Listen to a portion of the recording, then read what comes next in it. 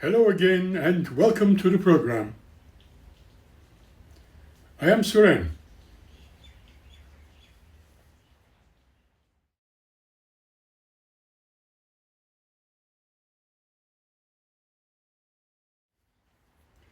Human consciousness does not seem to accept the void after a lifetime togetherness with one's loved ones. Is that a misguided expectation? Imagination? Or is there anything substantial that we should consider? Although our scientists would prefer the complete nihilism after death as being the only logical conclusion, the human spirit does not seem to accept complete annihilation of the human consciousness. Why is that so? Why does the human desire to live on, whether it is a life of ease or a lifetime of misery? On the other hand, many seem to complain about the circumstances of life, obviously created by the misguidance of human societies, and the obvious question remains forever unanswered about why do human beings complain about their lives?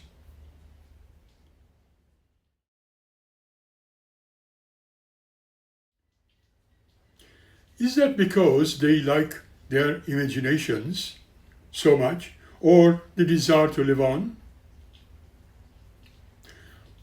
There are, of course, those who claim that humans are born already dead, or started to die as soon as they were born. When there is something called being born into a physical existence, then the question always remains about what was it like before? And will there be an afterlife?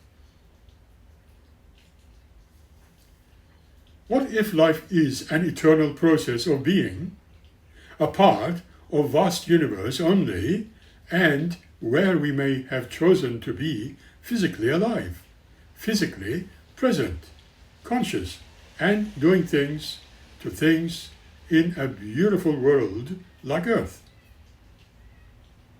Was it really so chosen? As you can see, we already started imagining. In our imaginations, life continues. Why? Since we seem to be able to imagine things that are possibly only in a world of dreams available, although we don't consider it that way, and instead we choose to think of it being part of a world of realities. But what is real? And what is a dream? What is true? And what is imagined? That is the question. Considering that our predecessors have too imagined, visualized, calculated, and created prototypes of things we comfortably enjoy today, such as the creation of, say, equipment that make those moments of time become the existence of vehicles that take us from A to B, and traversing the seas, traveling in air, going from one continent to the other, and indeed, the world has become shrunken. In a sense, became a very small place. And when we went into space and observed our own blue dot, or world, which looked like a little speck and a little pixel from a distance, and marveling about it, all as our lives being indeed so insignificant, so small that we don't need to worry about our existence, let alone continuity of our existence, as well as the futility of human conflicts. Once upon a time, it was said, if there was no reality in anything, it could not be dreamt of and could not be imagined.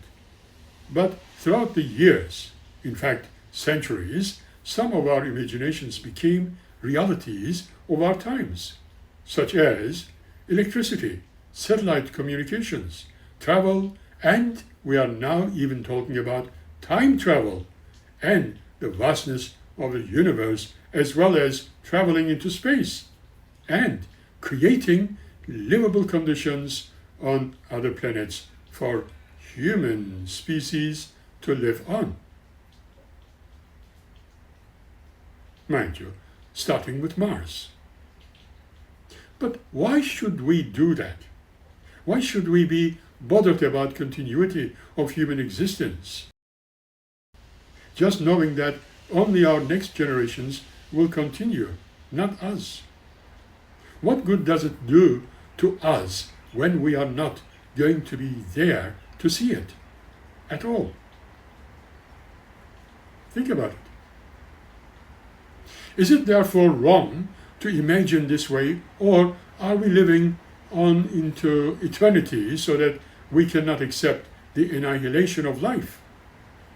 No matter whether it is in the physical realm or the unknown, or behind the curtains, the invisible realm, it really seems just the same. Some people even claim, though it might sound very outrageous, that they have proven that life exists beyond death. Are their imaginations being misguided? Are they hallucinating or telling a bunch of lies to gain interest from others or to create new cults and perhaps even religions? Although almost all man's religions, belief systems, claim that there is an afterlife, but then again, the religion has been misused to control crowds of people, selfishly gaining more monetary power and wealth. Not necessarily wealth of knowledge, wisdom, and understanding, but wealth in a monetary sense, understood so that they can control more people. Is this all there is to it? You work and study for a goal, and the moment you begin to realize what you have achieved, everything vanishes in a puff of smoke. Is this really what is meant to be? Is this really life? As it was that we wanted to conduct an experiment if we desired to be here on planet Earth. If we didn't want to come here, and everything is simply by chance, then how will we classify ourselves as? And what are we doing about it? What are we learning? What are we gaining? Or even taking with us? Or are we taking anything with us? If not, why not? Are we to learn, discover, experience, and leave it unfinished to others to continue for them to do exactly the same things? Imagine a city where everybody worked to make more roads that crack, crumble, and are destroyed by heavy traffic. And they keep on doing the same thing forever. And it is a never-ending story. Is that how human life is meant to be lived? If we are beginning to imagine, let's remain with imagination for a while, shall we? If you were the maker of all of it, would you do it this way or do it somewhat differently? How shall we conclude. Some people have been asked if they had a life that was forever and they knew of and that would never end. They usually and very promptly answered it as in the past, probably with, "Oh no, that would be very boring, wouldn't it?" However, if the human spirit was able to imagine and create more things in an infinite universe with infinite amounts of galaxies and worlds, and discovered that those worlds were suitable for human existence, and they would work towards it becoming a success, discovering so many other things completely unknown at this current times, not even imaginable. Would life be really boring as it is claimed to be?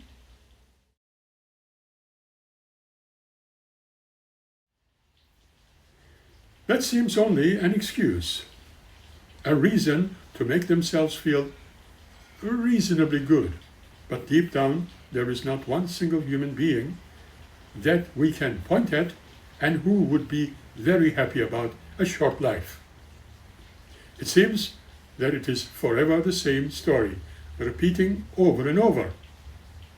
What is the use of doing anything? Perhaps sitting under a tree, perhaps leaning on its big body and looking into the sky, admiring the stars, the birds that fly, sunsets and sunrises, eating, drinking, walking, running, hunting, and indeed doing nothing else. Would they worry about boredom? And remember, humanity is said to have grown out of it, as they were once upon a time, in that primitive state, and lived exactly like that.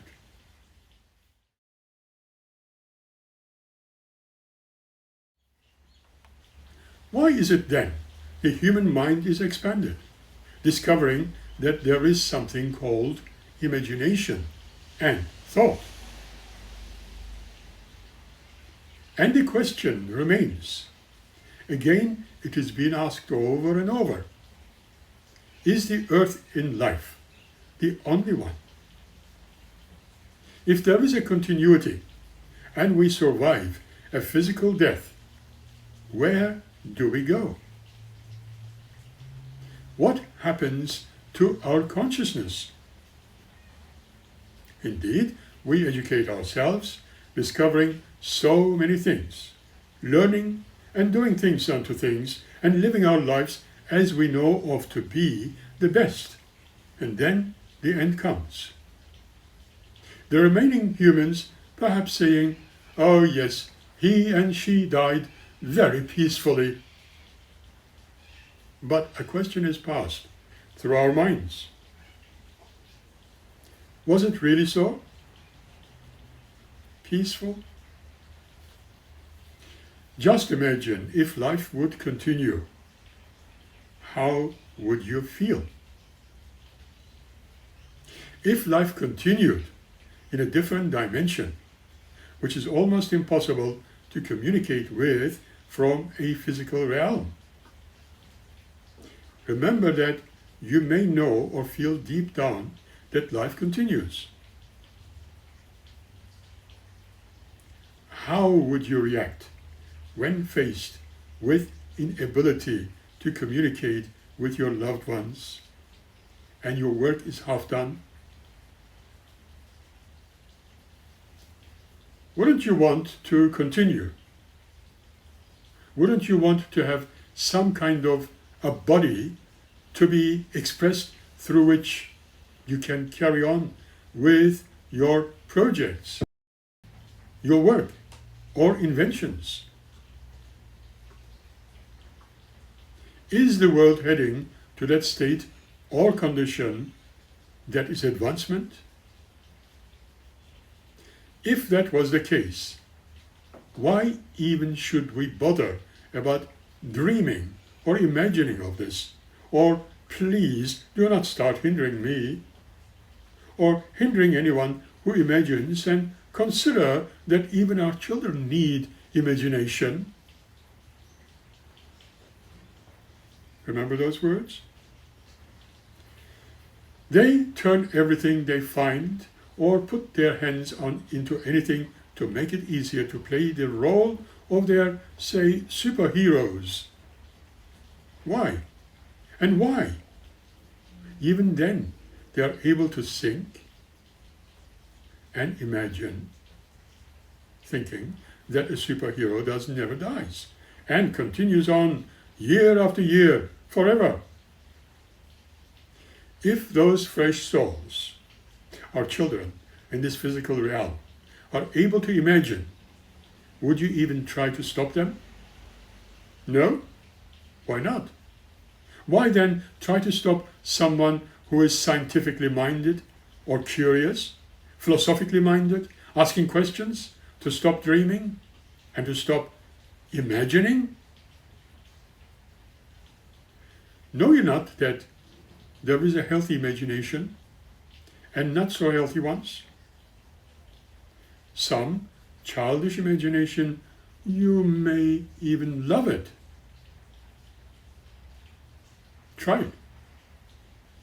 Imaginations, which are usually the healthiest, in fact, everyone should spare a little moment in their daily lives to imagine, to concentrate, to meditate, and enjoy a happy life, fulfilling life, well-adjusted life, a positive life. Do you know that there would be no worries, no enmities, and no conflicts amidst the humans, amidst the nations, if they were allowed to think, concentrate, and primarily use their imaginations? Shall we continue with our imaginations or deliberations?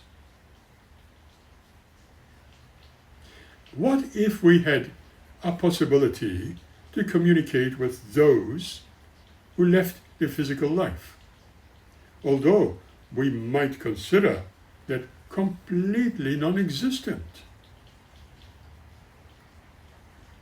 Then answer this question if you can. Can you see through your thoughts? Can you classify it non-existent because you can't see them? Can you imagine what I'm imagining? Can you see what I'm thinking? Can you understand what I'm saying? We all need to think by ourselves. There we become extremely alone sometimes when imagination is not understood or considered as something negative, as we said last time. Alas, in a world where everything has become artificial, it usually is considered as being childish.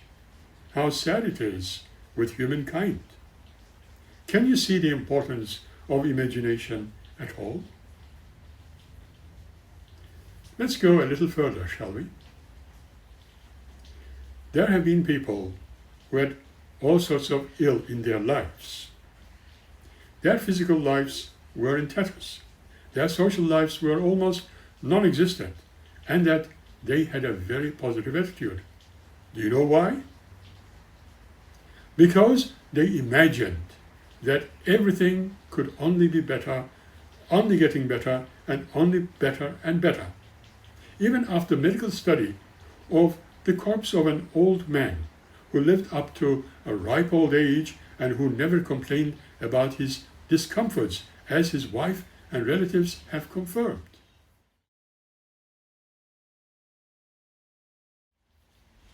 Yet all the medical examinations showed that he had heart failure, kidney failure, liver failure, circulatory failures, and many other conditions, too numerous to mention in this short program. And that they concluded that this man should have died many years ago, And his wife confirmed that he always said, when he felt not so good, everything will be okay.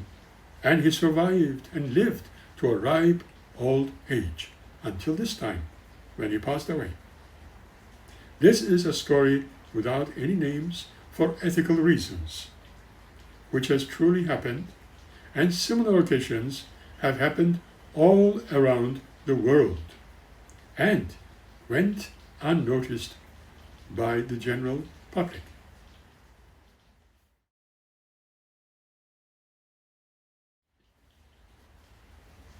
Here is a positive attitude after imagination.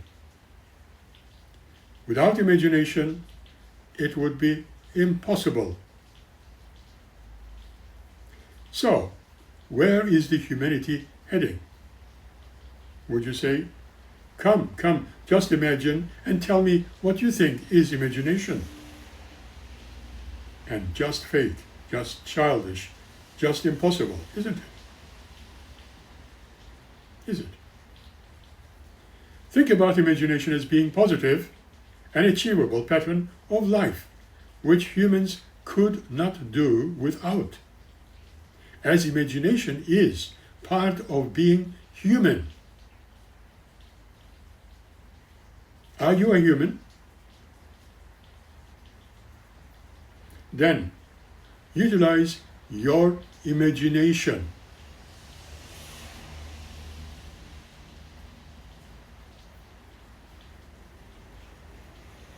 Despite all the negativity expressed against imagination, I personally experimented with an app to establish communication with what we normally consider as invisible realm. To me, it felt like creative visualization meditation while having the electronic means to communicate with others, utilizing the system to form sounds, words, and long sentences. Naturally, we can assume that what we are hearing is pareidolia, interpreting the random sounds as voices, or apophenia, perceiving patterns in random information and other artifacts. However, what has been heard in the following example is completely the same for every single listener and has been tested by many researchers and enthusiasts in a similar fashion. By one of the following episodes, it is my aim to present them as I have heard them and recorded without any attempt editing. In addition, I have obtained live transcriptions of my last sessions, amongst which my late partner's conversations were very clear, without any interference from anyone or anything, even from my own side. This to me is very convincing, as she makes references to incidents and concerns she had experienced when still alive and living with me. It to me, still reservedly said, could be her real presence, and thus proving she lives on, and she always believed in this. However, a healthy skepticism still lingers on. During the next few minutes, I intend to present to you the conversations I had with, assumably, Rosemary, my late partner, which I have not recorded on any audio device other than having it all transcribed. And the words, when put together, sound exactly as it is being presented. On Saturday, 19th of July, 2025, at 9:04 p.m., using the transcend theory. Each to each on his own. It is the new hour. Her and 80 years also. In the car. This gives each time yet another volume. Let them be freak out if that is so desired. For in here you will see as if you are in a theatrical play through the haze, but safe. Like fresh winter hits the old hell, as you can understand. Neophytes don't resonate here. How do you get on in claiming you need to fix Lisa's heck and the other girl and her attempt to downgrade you without even knowing you? You must veto it and take it easy, and you will see that love really is. Although a time hidden from sight, just as if listening to an Indian train from afar, you can hear, if I am the fool that yields the sword, as in an art, painting. Oh yes, Iran has a new asset now with glass and a sim gun. You will discover that later. Oh, on the other hand, she will have to write something to include with the collection of mails that you have to print. There's a song with all the details. Fight me, and here you'll go up the hill. You may need to save, and when legalities and realities of our presence confirmed, like in an opera, like a play. My dear sir, the real lesson about us. Try to remember Wendy and how Chris finds out her ties. How to earn after Audrey's abuse. Entropy and attacking me after the Creek, Exeter incident. Baldy wonder with curved eyes. I need you to check Ivan by Don, who read it all. Oh, by the way, what is this about? You cannot fit anything in there, in the interior. All the stuff on through. It must be my day through it rains. You're so nice to us. Our 5-pack. Oh, yes. God might be a fascist, you know, rocking you higher and higher. You will always see. Remember, you are the supreme mathematician. I will buy it. Your heaters are in the view now. Eggs, horses, we see it all. Grands, we see them too, living with us. The head jury Sue Hamlet. There is Mark. Hi. And a few roll. Who's bothered with a post? Battles in the forest and elsewhere. Good story. Write on a small area, or a small piece of paper, or a dice, a voice in the air, one knee, damn strap. Up it's free. More sleep for Trumpy, who is saying, see our price? And where is the cash? That's all they can do. Get the 2-score ticket and have a call. We'll talk in more depth. Conversing on Monday, 21st of July, 2025, on 3 p.m. In fluctuation, quite a flight. You might say you need to cue the ink in the printer. You know what I mean? It was fun to see ice on seeds once. Tap the media and find handy hits. The last day, my dear, and the paper in the bay of the printer now look for the fonts. Never too high with your heat. Daytime heat in the air is okay, and a hot shower and some honey is good for you. By the way, fix the study. I can see a ride coming soon. I'm out to forgive, in that you will figure out what is really said here. You can see all for you are the warrior. They will come to ask you, it's up to you, if you would call. Your third quest is the inspection of the rooftop. Oh, by the way, her killer lands on hot roofs, free. Sky, says all the void things. Though your receipts, you will see the chain of cards. Cars needing repairs, lost to us. Keep an eye, please. I read the whole of it. All jazz, remember, had a date. I'm here, but on a cause. Question and answer. You dream of ages. In that gas and 5 dogs, and they are all fried. What an awful way home. Conversely, remember Rushed Rising, how I nearly got killed?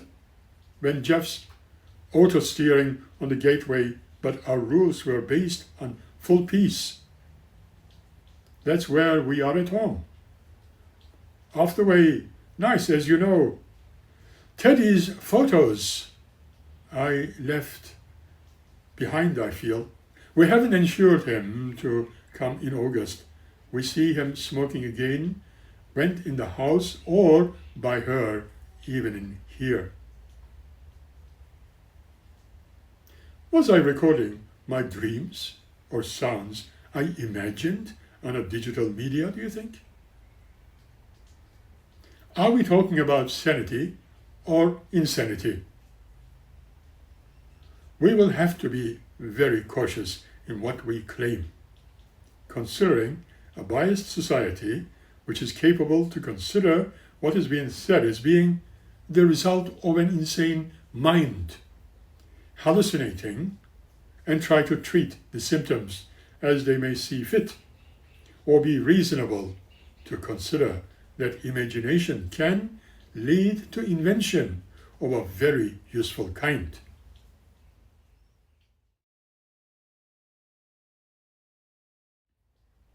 Although I do not profess to be religious, but would recommend the scriptural wisdom that asks to test the spirit and know the truth. However, despite all this, I will promote the benefits of healthy skepticism. Communication with the deceased is a concept that explores the probability of interaction with the deceased individuals, often through spiritual or paranormal means. Some individuals report experiencing communication through dreams, feelings, or other signs. As we said during our last 2 or 3 episodes, that many cultures and religions hold beliefs about the afterlife and continued existence of spirit beings, including the possibility of communication with them. Some people indeed report experiencing after-death communication, or ADC, which can include dreams, feelings, sensing loved ones' presence. Some people even believe that the objects owned by the deceased can make communication possible, and they may talk to these objects in the hope of receiving a response. Some others visit places which were very significant to the deceased, like their homes or even graves, to connect with their memory or even feel their presence. Meditation of sorts or prayer can be used to create receptive state of mind, potentially making people feel more open to experiencing signs about those who passed away with their presence. The original scientific evidence does not exist, therefore we will scrap talking about that for now. On the other hand, psychological explanations remain only limited for ADC being the grieving process, or vivid imaginations, or the desire to comfort, and probably even connection. Communicating with the so-called dead is a concept deeply rooted in spiritual beliefs, with many people reporting experiences of afterlife communication. Indeed, these experiences can be a source of comfort and healing for many people who lost their loved ones. Reverend Terry Daniel, M.A.C.T., says, "We have, without a question, the ability to telepathically connect to the vibration or frequency that I call home, and I believe it is the true definition of heaven. It is not a remote location in physical space, and it has very little to do with death, as most of us understand death. It is not separate from us, but is interior and is made from the same vibrational substance that creates all energy in the universe and includes physical and non-physical living things, all thought forms, and all possibilities. These energies are vibrant, alive, and broadcasting towards us constantly, and it is as easy as clicking those ruby slippers together to hear them once we learn how to trust, surrender, and receive. And that is the true meaning of faith.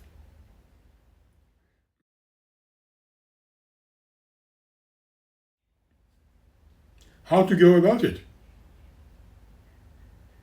The way to tune in and receive information and assistance is through meditation primarily, in which light penetrates the dense physical forms so that the boundaries between us and home or heaven begin to fade.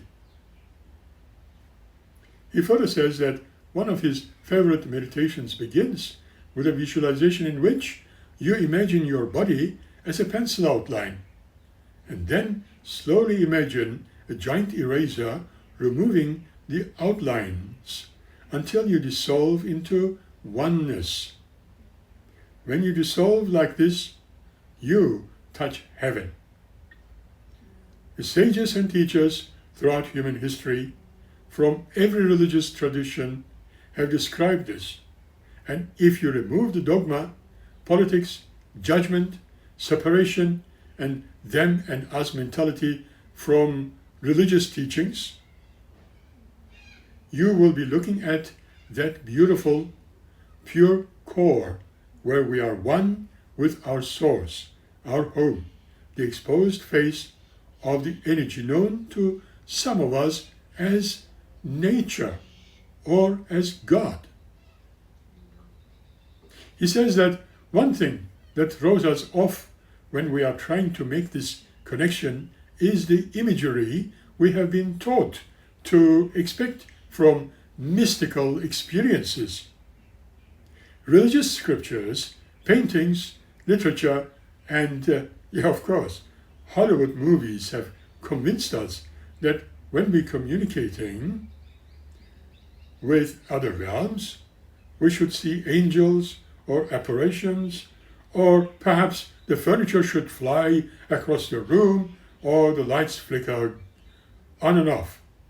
While all these things are possible, they are not necessary.